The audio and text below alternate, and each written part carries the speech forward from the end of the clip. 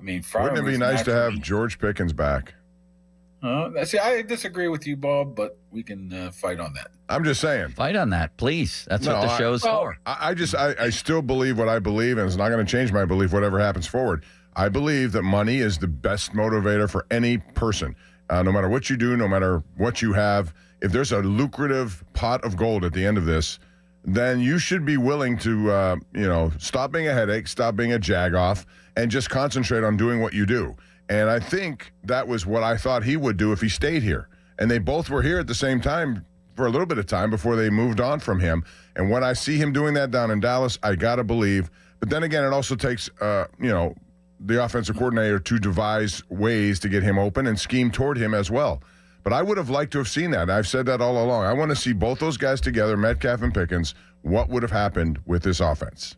Yeah, I think it's more short-term pain for long-term benefit here with Pickens. I think the Steelers, I know for a fact, knew that trading him wasn't going to make them look good, that this potentially could have happened here of what he's being able to put those numbers up in Dallas the way he has. But if I do recall, he did not play the first series the other day, Bob, right? Neither did C.D. Lamb. I don't know what that was. All right, hey, let me ask you some more. Let me ask you this then. So far he's been, for the most part, very reliable and responsible. Other than this, we haven't heard one thing. My whole thing with him is, and I said this to Joe a long time ago, I had no interest in signing him long term. What I did have was an interest in knowing that he has to make a choice, and it's a betting move on my part. I would be gambling that he would forget about all the crap he did in the past and just play. Just starting to heat just up play limits. because he needs a new contract. And if his agent or anyone else is close to him had to have said, you better not be this jagoff you've been portrayed to be, which you are. Check that stuff and put it in the back seat and just play. And if you play, you're going to get. I would benefit from him being here for 1 year, and then I would say goodbye. We have Metcalf. We'll draft another receiver. That would have been my plan. Yeah, the problem is, Bob, we talk about coaches losing the locker rooms, and it's hard to get it back. What happens when the player loses his teammates? And that's what happened. I mean, nobody trusted him, believed in him anymore, that put the Steelers in a very bad situation where they had to move on from him. They didn't want to move on from him. They were going to keep him. You wouldn't have betted.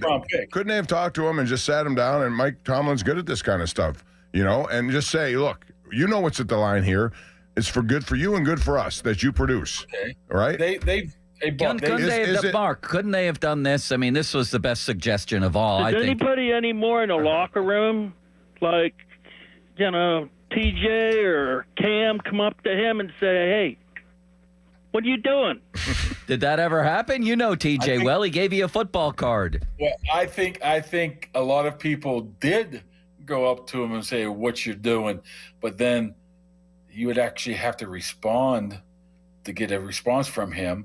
And I think that's a lot of things that was happening during the season, during the off season, where people were reaching out to him, and he was just like. I mean, that's the part I don't really care about. He didn't want nothing to do with them. I hear that, but I don't care if they want. I don't care about the players in there, what they want and think. Not one of them has won a damn thing here in Pittsburgh. Not one guy in that locker room. Who cares what they think? Now, how much did they overlook what Antonio Brown did, right?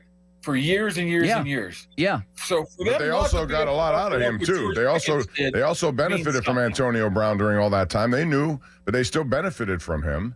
That's all I'm saying. This is a 1 year thing. Even if I gamble and lose, he moves on, and then we're done. But at least I would have had him here to see if he would have checked that headache part of him. I don't think he would have. I actually agree with Kaboly. But, Mark, my point would be, given his performance in Dallas combined with the fact that they've done nothing to shore up that position, whether it was going to be Pickens or Metcalf as your lead guy, maybe they never signed Metcalf. They have Pickens. They still haven't done anything to address number 2 receiver. Yeah, I guess I just would have taken the chance on him.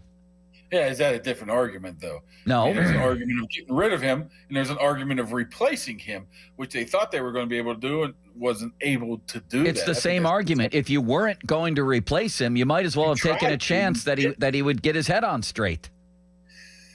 Like I said, man, if you're willing to overlook so much things from Antonio Brown, and you couldn't overlook things from George Pickens, which A third of the league might have not even had him on the draft board 4 years ago. Tells you. And another thing is, the only thing they got from him was a 4th-round pick until nobody else was offering him any more until Dallas upped that to the 3rd. So because nobody in the league wanted him.